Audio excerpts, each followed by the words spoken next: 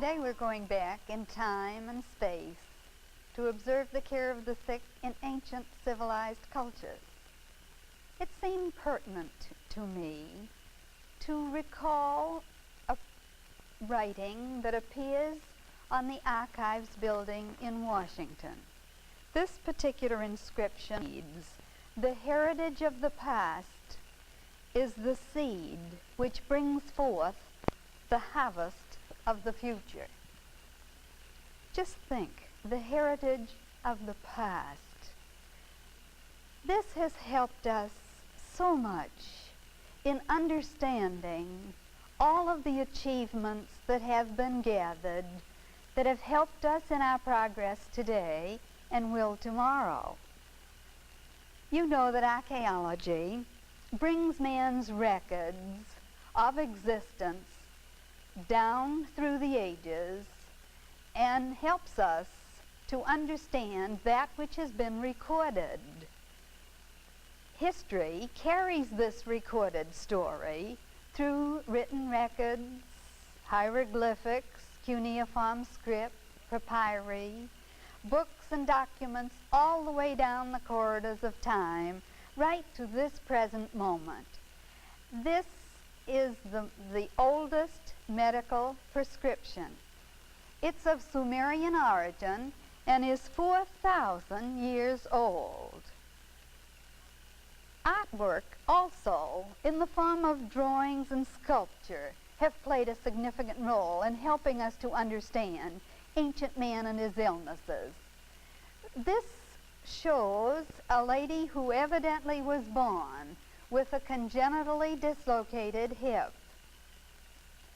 Another example of ancient illness is that of poliomyelitis, and you are seeing a picture that appeared on the mural of one of the Egyptian tombs. We know that art and science, clothing, medicine, even medical care have shown differences of style among different peoples at different periods of time, according to our cultural development. Now, thinking creatively also has differed just as it does today, although it's interesting that there are always marked similarities of thinking. And actually, in every generation you have those creative individuals who think ingeniously. Well, today we're going to consider 4 great civilizations. Actually, we're going to think of the contributions of the Mesopotamians living in the Fertile Crescent between the Tigris and Euphrates. We're going to cogitate about the Egyptians living in the fertile valley of the Nile. We will look at the contributions of the ancient Hebrews living in the Mediterranean area, and then we'll travel across to the New World and look at the contributions of the ancient Americans. Now, tribal groups gradually grew into empires, and then they had rural civilizations. Since the very beginning of time, man has been lured to the big cities. Somehow we go there for excitement, for work activity, to really get into the stream of progress. Cities have thrived.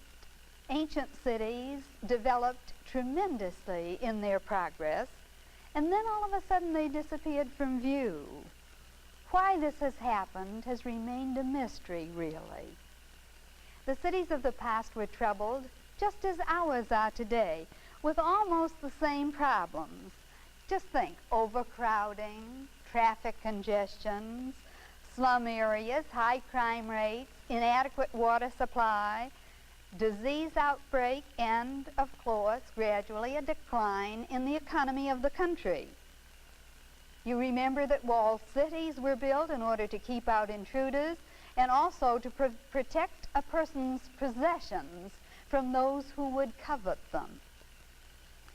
History has recorded famous battles and has told us how many, many people lost their lives during military skirmishes, and yet we have not had anywhere near the amount of presentation of the role of epidemics in wiping out some of our past and important peoples. Let's think of the city of Babylon. It was known all over the ancient world as a most outstanding and thriving metropolis. They had ingenious water canal systems. They had superior roads. Truly, they really had developed progressively in many ways. Yet, when they were conquered by the Persians did not capitalize on the progress of the Babylonians, but rather they let the water supply dwindle, garbage accumulated in the streets, disintegration set in, and then the city sank into a heap of ruins until it was excavated in the 19th century. Then archaeologists helped us to understand what these people had done. What do we find? A very creative civilization indeed. First of all, they regulated law and order in their community. And their specialty in the legal field was in the medical legal end.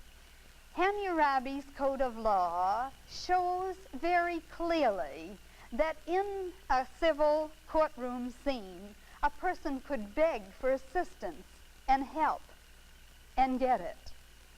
Actually, malpractice insurance wasn't thought of at this time, but this particular plan of Hammurabi provided a program of Medicare and regulated the cost of medical care.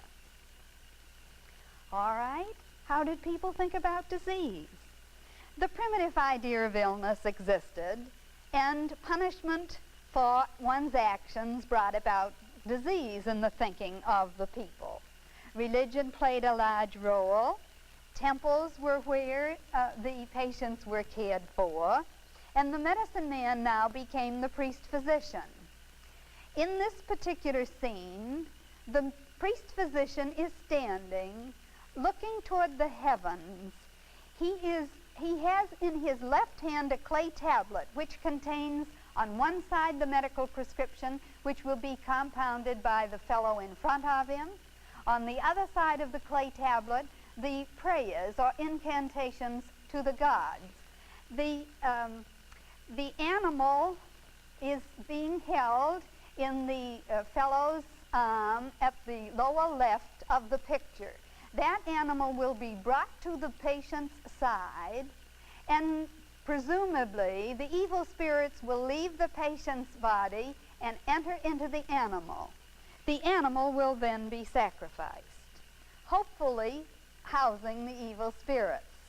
Now, because many people had this innate urge and desire to want to know the outcome of a treatment or the prognosis of a disease, divination was used. This was the examination of the liver of an animal, and actually this gentleman is looking at a clay model of a sheep's liver. Now, if you look in the Old Testament, in Ezekiel, you will find the king of Babylon stood at the parting of the ways, at the head of the two roads to use divination. He made his arrows bright, he consulted with images, he looked into the liver. You know, some student in class might very well say, please, why was the liver used? Well, the liver was considered a source of blood. It was regarded as the seat of the soul. And as the god identified himself with this sacrificial animal, to inspect the animal's liver was actually to look into the soul of the animal and then into the mind of God. It's a little complicated, but this is the way they thought. This was called hepatoscopy. Now, in a Babylonian sick room scene, you see a frightened father. He is apprehensive. His son is very ill. There are 3 priest-physicians present. 2 of them at the bedside are garbed in a fish costume. You can see the scales of their costume. They were considered associated with the water god, and therefore that's why they wore that particular costume. One of them has a cup containing a very potent medication.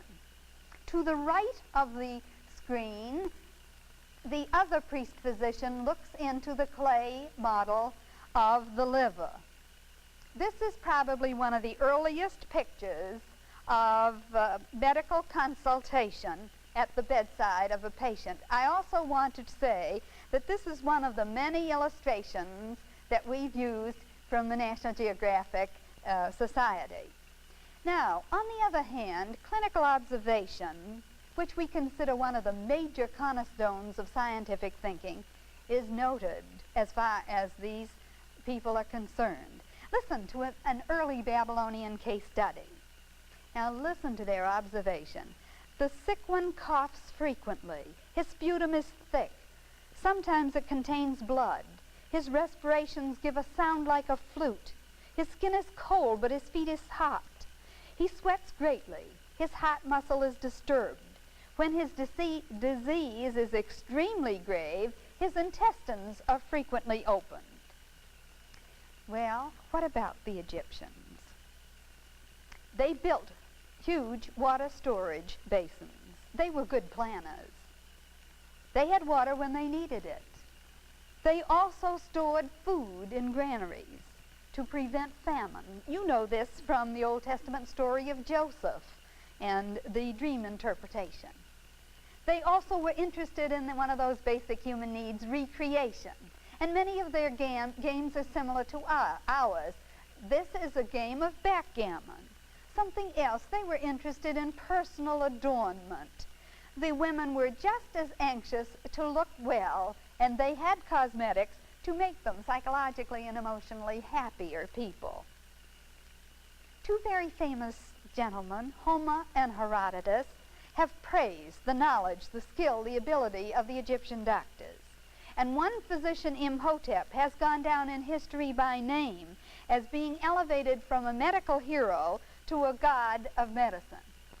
The demonic theory of disease, the evil spirits in the body, and incantations to please special gods are associated with the thinking of the ancient Egyptians. The sad part of it is this philosophy prevailed at a moment in history when there were medical specialists, because you have to realize that they had an excellent planned program of medical education in the temples, and the doctors then practiced a particular medical specialty. Just listen with me to the clinical observation that is apparent. The doctors were aware of the invasion of the human body by worms, and yet today in Egypt, worm infestation is a current medical problem. The ancient doctors observed so accurately and so clearly that the thousands of years that have occurred and have elapsed since the recording of their case studies just evaporate when you read their thought-provoking studies. This is from the Ebers Papyrus. If you examine a person who suffers in the region of the stomach and vomits frequently, and you find a protuberance in the anterior part, his eyes are tired and his nose is stopped, now here's the clinical history, then you say to him, now here's the diagnosis and the explanation to the patient. You have a putrefaction of your excrements or your excretions. The excretions aren't passing through your intestines. Now then, the treatment is you prepare for him wheat bread, absinthe in large amounts, add to it garlic steeped in beer, give the patient to eat the meat of a fat beef, and beer to drink, composed of various ingredients to open both his eyes and his nose, and the excrements will be taken care of. I'm sure they will. Papyri were truly textbooks of high quality. The ancient Egyptian doctors had tremendous intellectual honesty, and they were honest with their patients. Several sick room scenes may be helpful at this time. You see a patient sitting at the bedside of his little girl patient. you note that he is consulting the papyrus in order to diagnose and treat. There's a little headrest which she can lay back upon in order to be comfortable. Another sick room scene shows you that when a patient is not comfortable in bed, an improvisation occurs in which he is propped up and he is being given food by the doctor at this particular point. Operating rooms were also available at this time, and the doctor burned an abscess, as you can see happening in this particular picture, burning the abscess with glowing punk. It's regrettable, really, that the fantastically well-preserved drawings, the records, the possessions don't reflect nursing, nor is there a nurse mentioned by name as part of this medical heritage. Let's turn our attention to the second group, the ancient Hebrews. They were perfectly fantastic. They had a village way of life that needed problems of law, order, and health. The ancient Hebrews were divinely protected. This we know. As you read Deuteronomy in the Old Testament, you're acutely aware of the excellence of Moses as one of the greatest sanitarians and leaders in preventive medicine the world has ever known. You know that the Old Testament tells us that if a person injured someone, he had a moral and financial obligation to take care of him. The Old Testament says, "He shall pay for the loss of his time and shall cause him to be thoroughly healed." We know that dreams were regarded as emanations of the brain. If you read in Daniel, you will find this. And this is an interesting point today, especially when we think about discussions about extrasensory perception and dream interpretation. Now, the Bible tells us that the Mosaic Code gave us a very enlightening view of foods, which foods would help one to be healthy, and which one should be deleted from the diet in order to prevent disease. About disease preservation, and they knew about drying in order to have certain foods through the years, through the total period of the seasons. Medicine and treatments of the ancient Hebrews were really unbelievably modern. The method of cooking was good from a health standpoint. Many of their biblical drugs and treatments are most outstanding. Peppermint was used in order to help digestion as well as take care of bad breath. They knew the sun's rays were good in the treatment of swollen joints and limbs. They knew the value of the soothing, quieting, calming effects of music therapy, as is reflected in the story of David playing for Saul. A very modern concept of mouth-to-mouth resuscitation is also shown in the ancient Hebrew method. As a matter of fact, it parallels that which we think is very modern and up-to-date. Inhalation is mentioned both as a form of treatment and preventive measure. The ancient Hebrews really gave us a great deal in addition to the deep spiritual monotheistic religion. They helped us with a basic concept of bacteriology, identifying that which was clean versus unclean, the need for isolating communicable diseases, and in order to prevent worm infestation and such diseases as infectious hepatitis. And now we turn our attention to the ancient Americans. And we certainly realize that displeasure of the gods, they felt, caused diseases. They were very much interested in the right of transference of disease to animals, and the guinea pig probably is the animal that has the longest record of history of service to humanity. The priest-physician is an important one. He was a soothsayer, and he took care of the sick. Sacrifice played an important role in the history of the Americans. Sacrificial victims were prisoners of war. They could have been slaves, children, and even the most attractive girls in the community.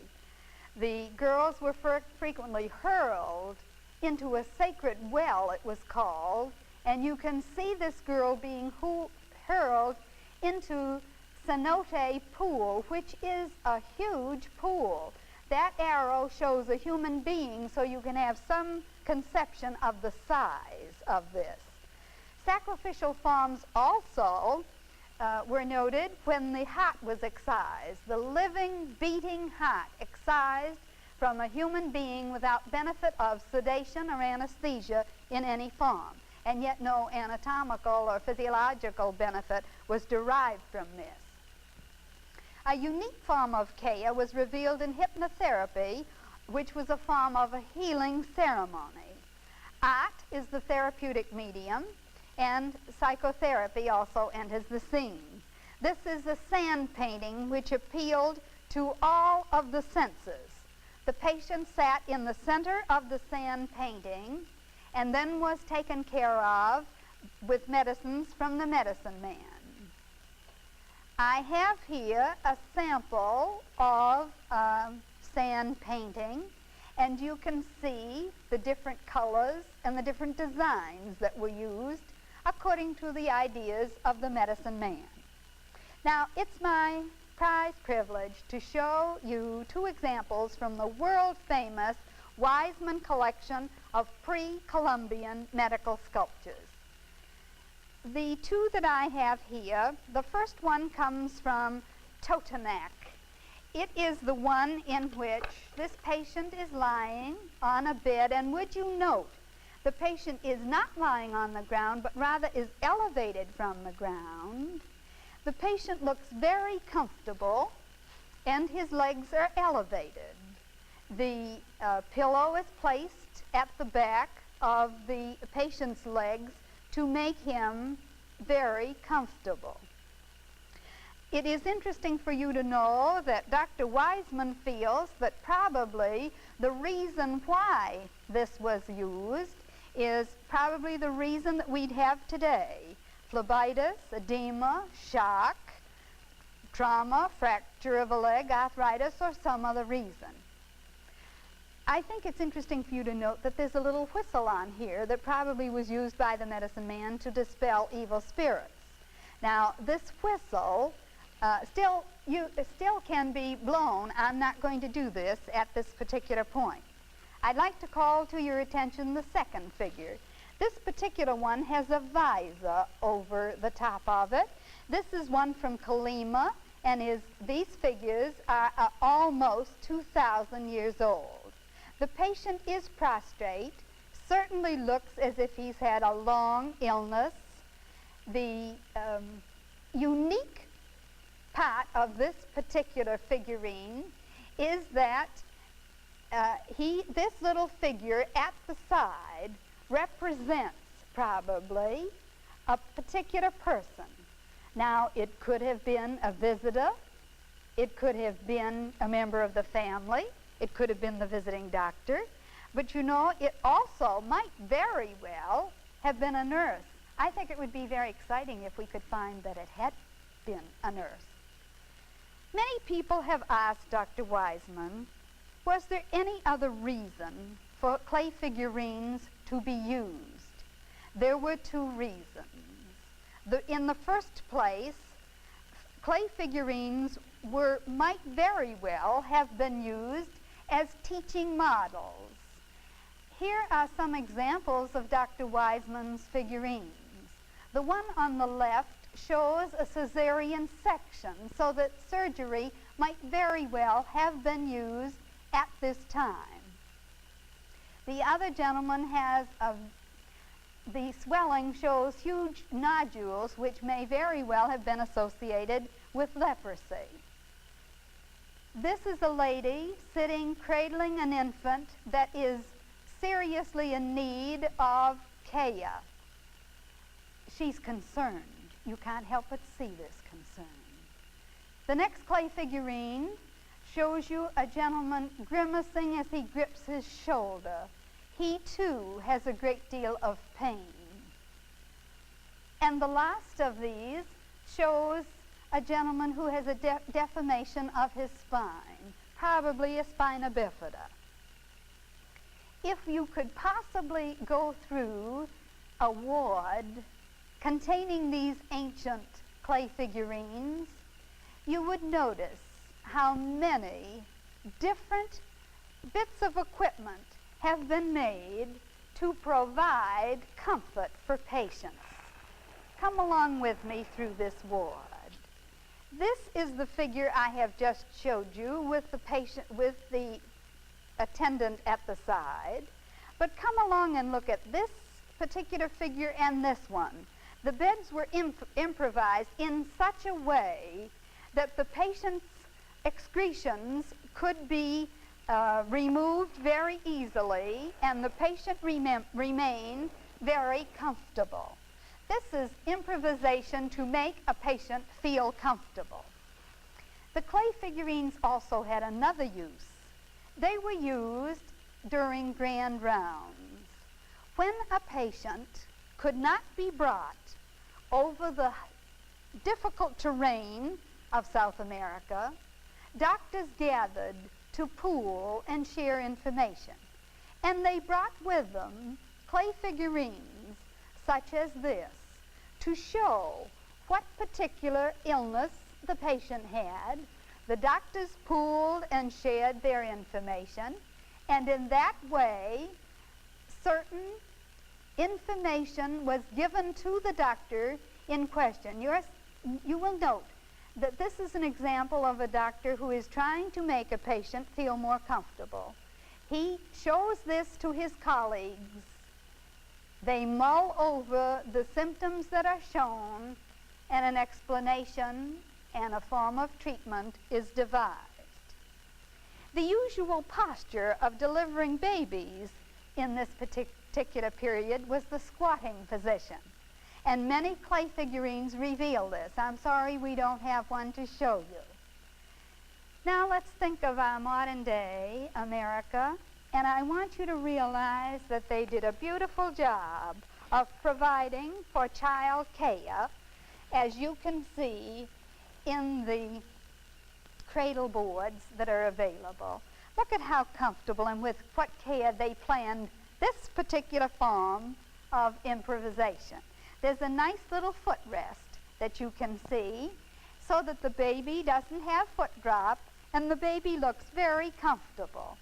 The baby was on the eye level with the mother and was part of the social customs of the group. In summary, we really can't help but be impressed by the high degree of empiricism which you have noted in the cultures we've discussed. Secondly, by the scientific observation which was manifest in the clinical role of the doctor, by the obvious problem solving and the development of the equipment to make a patient comfortable. Lastly, just think how wonderful it is that public health now is known, personal health and community health. But isn't it too bad we have no mention of nurses in this period?